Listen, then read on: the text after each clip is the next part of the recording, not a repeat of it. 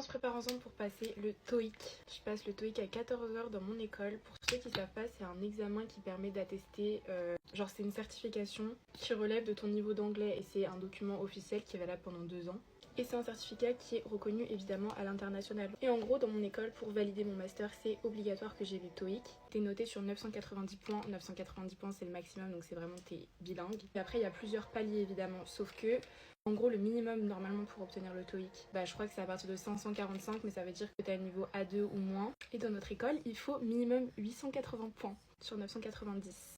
Donc c'est beaucoup quand même. Genre je pensais que c'était partout pareil dans toutes les écoles et tout, et en fait non, il y a certaines écoles où ils demandent d'avoir le TOEIC, mais genre à 750 points. En vrai, moi je me fais pas trop d'inquiétude parce que je parle relativement bien anglais. Sauf qu'en fait le souci c'est que j'ai appris que la semaine dernière que je le passais, donc j'avoue que je me suis archi pas préparée. J'ai fait que 2-3 tests d'entraînement. Bon, j'ai largement les points, mais le problème c'est que moi je voulais pas avoir juste les 880. J'aimerais bien avoir minimum 945 points pour avoir le palier C1 parce que c'est hyper important je trouve.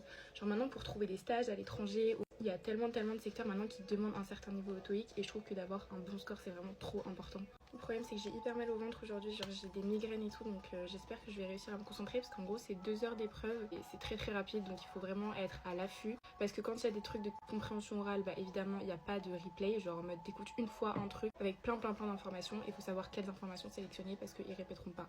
Après en soi si on l'a pas du premier coup c'est pas très grave parce qu'on peut le repasser plein de fois jusqu'à la fin de notre scolarité tant qu'à un moment on l'a, parce qu'en fait tant qu'on n'a pas les 880 points au TOEIC on sera pas diplômé de notre école, genre même si on a tout validé, on a fait tous nos stages etc, tant que t'as pas le TOEIC et t'es pas diplômé de notre école. Après en même temps je trouve ça un peu logique parce qu'on est une école hyper internationalisée qui a une bonne réputation à l'international etc, et tous nos cours sont en anglais depuis le début de la scolarité, donc en vrai ça paraît logique. En termes de réputation, il faut quand même prouver que logiquement du coup on sait tous bien parler anglais avec un très bon niveau, parce que du coup 880 points c'est genre dans la moitié très haute du niveau B2, donc c'est pas mal.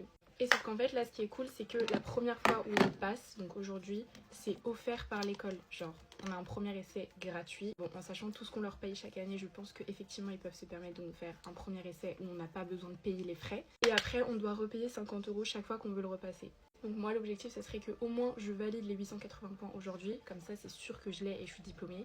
Mais je me dis que si je suis pas satisfaite de mon score parce que j'ai pas eu les 945, ce qui en soi est hyper probable parce que genre j'ai pas révisé parce que je savais pas que je le passais, donc bon, même si je suis forte en anglais, le truc c'est qu'il y a quand même des mécaniques à connaître, il y a certains mots de vocabulaire qui sont hyper niches. Je me suis un peu prise à la dernière minute, c'est-à-dire hier, mais du coup si jamais je suis pas satisfaite de mon score, en vrai rien ne m'empêche de le repasser un peu plus tard pour être sûre d'avoir le niveau C1.